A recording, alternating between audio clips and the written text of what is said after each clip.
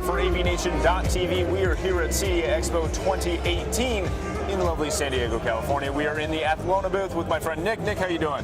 Good, how are you? I'm doing fantastic. Nick, we've talked with you guys a little bit over the years. You always are bringing new and relevant products to the market. Right now we're standing in front of a display. We've got a lovely Dolby Vision sign right here, which is my perfect segue into asking you, what are you guys doing with Dolby Vision? It's a good question. So this is a really exciting time for us because we've got OmniStream R-Type. That's our AV over IP solution. And when we brought it to the residential market, to the CEDIA market, we launched it with HDR10. We launched it with hybrid log gamma. But since then, we wanted to add more. We wanted to make it easier for customers, so we're adding Dolby Vision. Okay. Now, the difference here is it's not just Dolby Vision, it's Dolby Vision at UHD P60. Okay. That's a unique thing. Yes, it is. Nobody else can do that.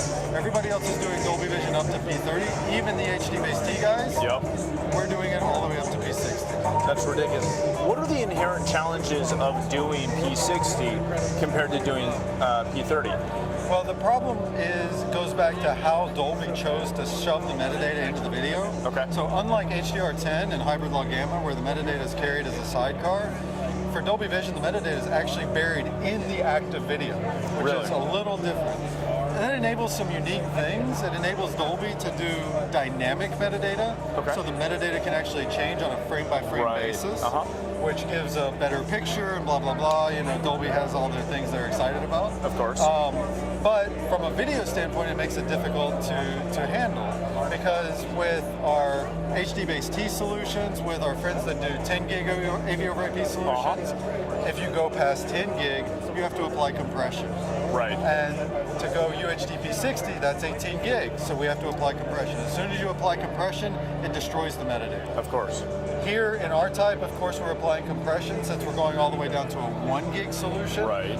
But what we're doing is we're intelligently pulling that metadata out and carrying it alongside the video and putting it back in at the decode side, frame accurate so that it stays completely intact, so that your display sees basically no difference to if it was plugged in directly. That's fantastic. So you're essentially creating that standard what we've come to expect with the sidecar application with Dolby Vision. Correct.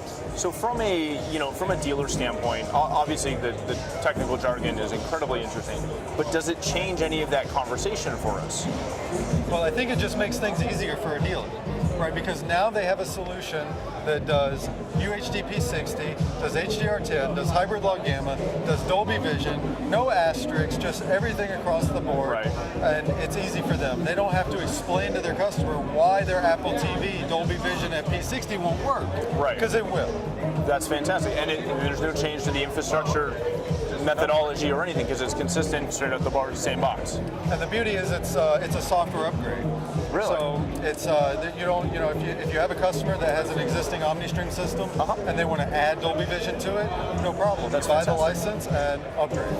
Beautiful. So if people want to know more about OmniStream and all the other products that you carry, where can they find that information? www.atlona.com. Beautiful. Thank you so much, Nick. For more footage from the show floor and to learn more about AVNation, please visit avnation.tv. That's avnation.tv.